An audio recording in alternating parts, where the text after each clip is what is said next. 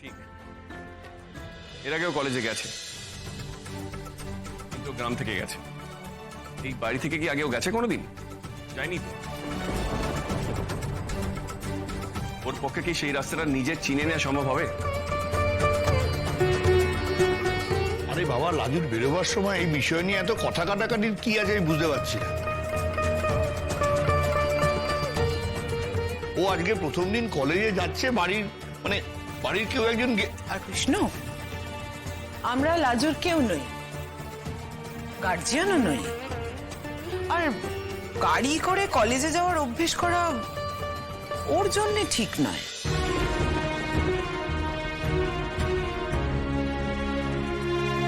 ওকে যে একা একা কলেজে যেতে হবে সেই প্র্যাকটিসটা তোকে প্রথম দিন থেকে করতে হবে, তাই না? শুরু করে দেওয়া উচিত প্র্যাকটিসটা। আচ্ছা ঠিক আছে, ঠিক আছে অনু, তুই লাজুকে নিয়ে যাস, বুঝলি? তুই নিয়ে যাস আর বাস রাস্তাটাও চিনিয়ে দিবি। দিদিমণি, আজকে আমার হবে না গো। আমাদের গ্রুপটা একটা এক্সকারশনে যাওয়ার আছে। আচ্ছা, তোমাদের তো আগে থেকেই জানিয়েছিলাম আমি এটা। ওরা দেখো না, ওরা এক্ষুনি পিক আপ করতে আসবে, আমাকে টেক্সটও করে ওরা বেরিয়ে গেছে। প্লিজ, আজকে আমার সময় হবে না গো। না না, ওরা তো যাওয়ার দরকার নেই। ওরা তো ডিটেলে বলে দিয়েছে, লাজুকে সব বুঝিয়ে দিয়েছে তো। যা বলেছে তাতে তো কারোর যাতায়াতে অসুবিধা হওয়ার কথা নয়। আর লাজু নিজেই বলছে যে নিজে যেতে পারবে, তাই তো?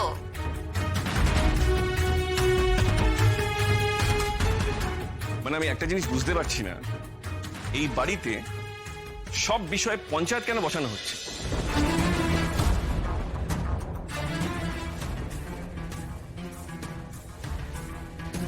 সবাই সব ব্যাপারে কথা বলবে, মানে সব বিষয়টা গ্রুপ ডিসকাশন হবে।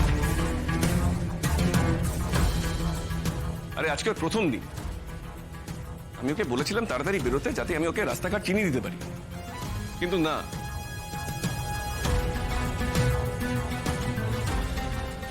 এই বাড়তি সময়টা কথা শুনতে শুনতেই কেটে যাবে, রাস্তাঘাট চেনানো হবে না, প্লাস ওর ক্লাসেও দেরি হয়ে যাবে।